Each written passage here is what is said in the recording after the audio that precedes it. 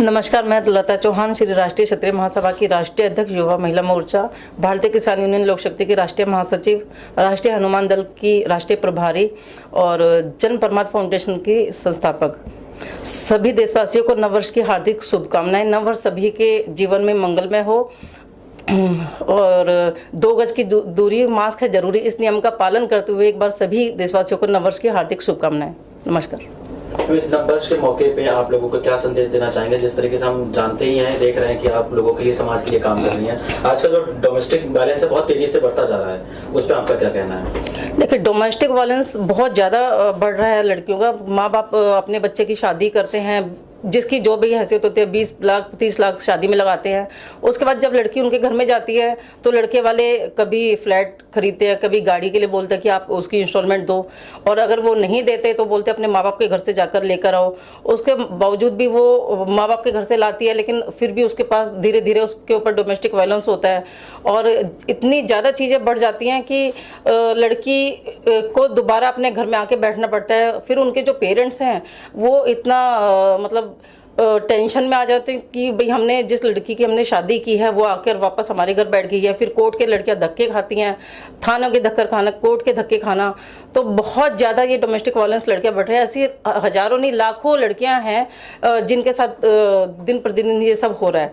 और लड़के के घर वाले क्या करते हैं कि वो कहेंगे अपने लड़के को कि आप घर से निकल जाओ और तेरा इस घर में कोई लेना देना नहीं है। थोड़े टाइम बाद जब वो लड़की को बोलते हैं कि भाई तू जिसके साथ आई थी अब वही इस घर में नहीं है तो तुम यहाँ पे रह के क्या करोगी, उसको भी घर से निकाल देते हैं और थोड़े टाइम बाद फिर लड़के को बुला लेते हैं। तो ये मतलब एक लड़की की पूरी ज़िंदगी खराब हो जाती है। पढ़ी लिखी बहुत एजुकेटेड लड़कियाँ, प्रोफेसर है, CA है, इंजीनियर है, जो मेरे पास आती हैं और अपनी मतलब पूरी कहानी सुनाती हैं कि हमारे साथ इस तरह से हो रहा है।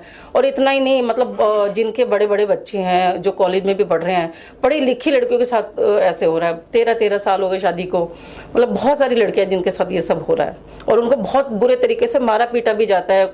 मतलब किसी को इतने वो निशान दिखाती है, अपनी फ़ोटो भेजती हैं और अपनी कहानी सुनाते हैं। तो बहुत दुख होता है कि इन लड़कियों के साथ ये सब हो रहा है।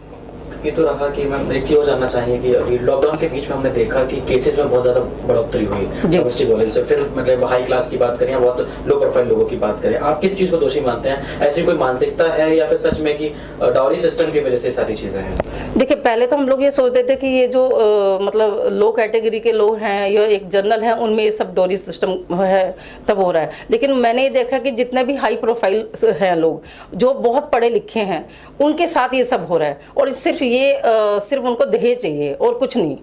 मतलब लड़की पढ़ी लिखी चाहिए, नौकरी करने वाली चाहिए और उनको खूब दहेज चाहिए। मतलब ऐसा नहीं है माँ बाप नहीं करते, देते हैं, लेकिन उनको पता नहीं उनकी जो रिक्वायरमेंट है वो फुलफिल नहीं होती। वो उनको हर बार कभी कोई गाड़ी चाहिए, किसी को कोई टीवी चाहिए, किसी को कुछ चाहिए। मतलब किसी ना किसी तरीके से वो परेशान करते हैं उन लड़कियों को।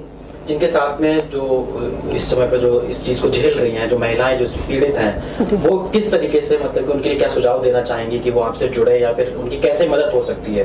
किस तरीके से वो आपसे कनेक्ट हों कि लोगों की हेल्प हो पाए? देखिए, पहले तो हम वो जब हमारे पास आती हैं तो अपना पूरा बताती है कि मैं उनसे पूछती हूँ तुम लोगों ने मतलब क्या किया, वो कोर्ट केस किया हुआ है, ये क्या है। तो क्या होता है, जब वो थाने में जाती है तो पहली बात तो ये है कि पुलिस वाले ही उनकी कंप्लेंट नहीं लिखते या उनको दौड़ाते रहते हैं। कुछ पुलिस वाले लड़कों का ज़्यादा साथ देते हैं। तो यही है कि हम लोग कोशिश करते हैं कि भाई थाने में जाके उनके मतलब लड़के वालों के खिलाफ जो कार्रवाई है वो की जाए। उसके बाद वो कोर्ट में भी केस होता है। तो ये सारा उनका मतलब पूरी बात सुन के फिर उसी हिसाब से मतलब काम किया जाता है उस पर। बहुत सारे केसेस में ऐसा होता है कि महिलाएं कह नहीं पाती हैं, सामने नहीं आना चाहती। हाँ। हम पुरुष प्रधान देश में रहते हैं, पुत्र सत्ता जैसी चीजें जहाँ पे है, तो ऐसे में क्या कहना चाहेंगे कि वो उन्हें आना चाहिए, सामने आके अपनी बातों को रखना चाहिए, अपने हक के लिए खड़ा होना चाहिए? कैसे क्या कहना चाहेंगे? देखिए, अभी मेरे पास मतलब पूरे लॉकडाउन में काफ़ी केसेस आए हैं और वो सिर्फ फ़ोन पे बात करते हैं कि ऐसे से बात है। कुछ के घर वाले तो आने ही नहीं देते। वो कहते हैं भाई हमारे घर की बदनामी होगी, समाज में बदनामी होगी और मत जाओ। तो बहुत सी जो लड़कियां उनके घर वाले रोकते हैं, लेकिन कुछ फ़ोन पे बात करते हैं कि भाई हमारी फ़ोटो मत दिखाओ, या मतलब हम पूरी कहानी वो बता देती हैं, लेकिन वो कैमरे के सामने भी नहीं आना चाहती।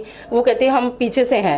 मतलब हेल्प के लिए तो बहुत बोलती है, हर जगह, नोएडा में, दिल्ली में, हरियाणा में बहुत हज़ारों लड़कियाँ ऐसी हैं कि कि जिनके मेरे पास फ़ोन आए हैं पूरे लॉकडाउन से लेकर अब तक, और काफ़ी केसेस हैं उनमें। मतलब मैं आपको बताऊं कि मेरठ में केस है, पुलिस वाला है, उसकी खुद की वाइफ है, मतलब उसको इतने बुरे तरीके से मारा गया।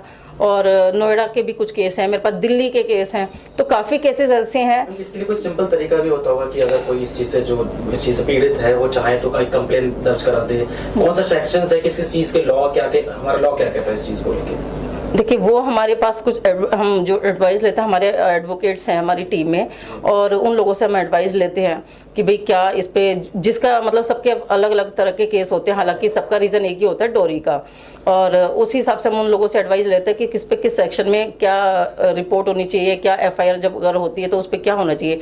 एक चीज़ और मैं बताऊँ कि जो मेरे पास लड़कियाँ हैं, 3 दिन की शादी है, 1 हफ्ते की शादी है, 1 महीने की शादी है।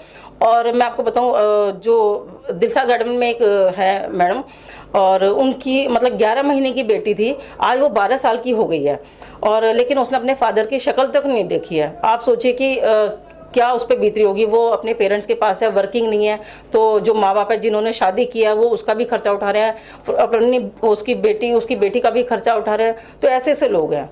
कुछ सिनेरियो ऐसा भी होता है कि जहाँ जान की धमकी दी जाती हो कि अगर आप चाहते हो ताकि चीजें रिवील करते हो, उस केस में क्या करते हैं? नहीं, जान की धमकी बहुत से घर वाले कहते हैं कि हम मरवा देंगे या ये करा देंगे अगर तुमने कहीं पे कंप्लेंट की है, तो बहुत सारे हैं। लेकिन वही है कि भी थाने में मैं सभी नारी शक्ति से ये कहना चाहूँगी कि वो आएँ, सामने आएँ, क्योंकि ये मेरे अकेले की लड़ाई नहीं है, आप सब मेरे साथ हो, मैं तभी लड़ पाऊँगी।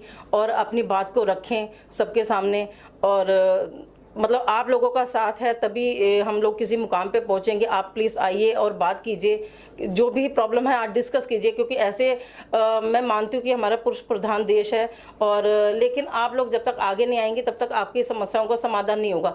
हो सकता है आप लोगों को देख के और लोगों को सीख मिले, और लड़कियाँ सामने आए, या उनके साथ ऐसा ना हो, आप एक सीख बने उनके लिए, एक मिसाल बने उनके लिए। तो आप लोग प्लीज़ आइए और हम लोगों से बात कीजिए, और हम पूरी